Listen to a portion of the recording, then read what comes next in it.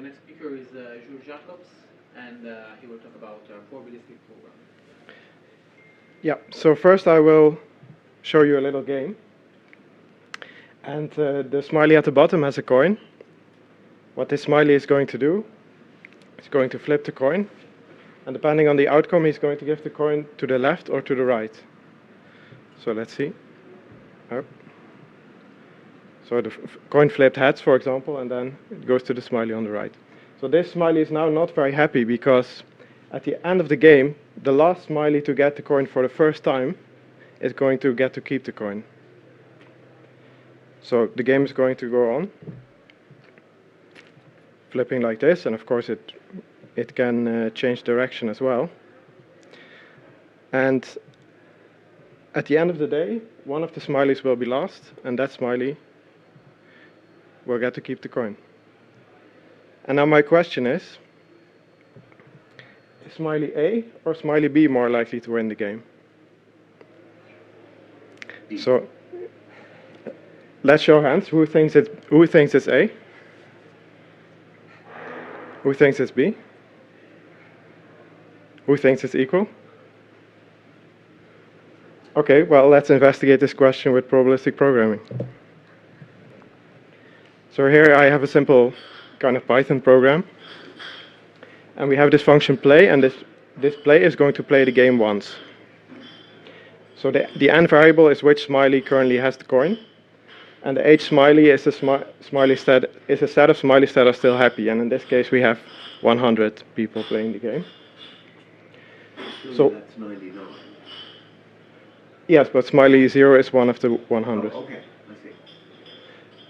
So we are going to play the game until everyone has seen the coin at least once. We are going to flip the coin, and this gives -1 or +1, which moves the coin to the left or the right. And then we are going to remove that person from the set until the set is empty, and then we are going to return the last one. Then at the loop below, we are going to collect, I think, 100,000 samples, and then we could see whether A, which is, I think, person 50, or B, which is person, I guess, -1, or -1 modulo 100, so 99, is more likely to appear in this list. So there's one additional thing that probabilistic programming languages sometimes have, and that is an observe statement. So if you're only interested in these two smileys, we could put an observe statement here, and what that does is, in this case I've implemented it using exceptions, it's going to cancel this run and not put it in the list. And now you may see that, well, this is a little bit inefficient because sometimes we already know that we will not reach this condition. So we could also have moved it here, and now we can cancel some runs early. Okay, so this is basically probabilistic programming with random sampling and this observe, which not all probabilistic programming languages have, but many do. And one of the key themes in probabilistic programming is to not run this naive semantics, but to do something more intelligent. For example, you could imagine that somehow this program, because it's a finite state program, perhaps we can build some kind of system of linear equations to solve the probabilities exactly.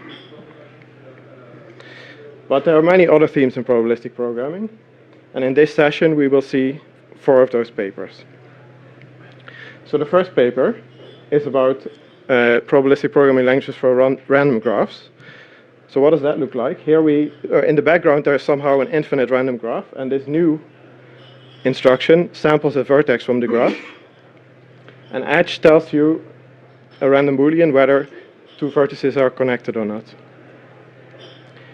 And what this paper shows is that the usual mathematical model of random graphs, which is a measurable function from the unit square to the unit interval, which works like this. So to sample a vertex from this graph, you sample a point uniformly on the unit interval, and this p edge tells you the probability of having an edge between those two. And this paper shows that there is a correspondence between equational theories for programs in this programming language, and these kind of graphons. So the next paper is inference of probabilistic programming so a probabilistic program, so a semantics for a language that I've seen at the beginning, but with a more clever strategy, namely keeping track of Gaussian mixtures. So how does that work? Well, if the real program does some kind of step, the semantics is always going to project the resulting probability distribution on a mixture of Gaussians. So here you see, if for example we get this distribution, we are going to make a Gaussian that somehow looks like this distribution as much as possible. And that means that the mean and the covariance will be the same for these two distributions. And then what they do is they take a program that has an acyclic control flow graph, which you can create by unrolling loops, for example.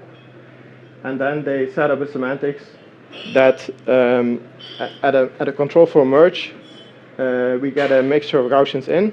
We create a single Gaussian for that. We push that through the concurrent basic block, and then we solve the whole semantics like that. Okay, the next paper is about probabilistic programs for Bayesian networks. So usually in the statistics literature, you see this kind of plate notation for Bayesian networks. And this plate notation is somehow an informal notation for compactly representing a very big Bayesian network. And what this paper is about is developing a programming language to do that. So lambda calculus, and then if we normalize terms in this lambda calculus, we get out a Bayesian network. And getting out a Bayesian network is good because we have more efficient inference algorithms for that.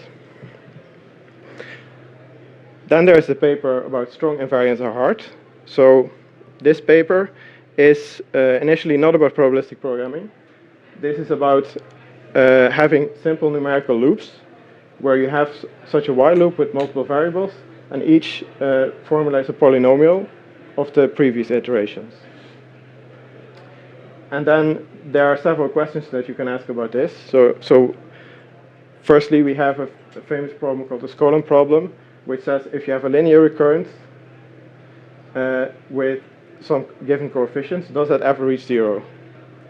And this paper shows that the point to reachability problem for these kind of loops, which means can we reach a particular state in the future, is harder than this Skolem problem.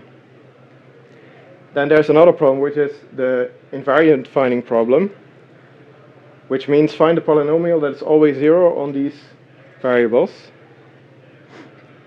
or find the whole representation for the whole set of such polynomials, and they show that this problem is even harder than that. And then at the end of the paper, they extend these results to the probabilistic setting. And the thing is, the session is now, and I'm chairing the session, so I have to go right now.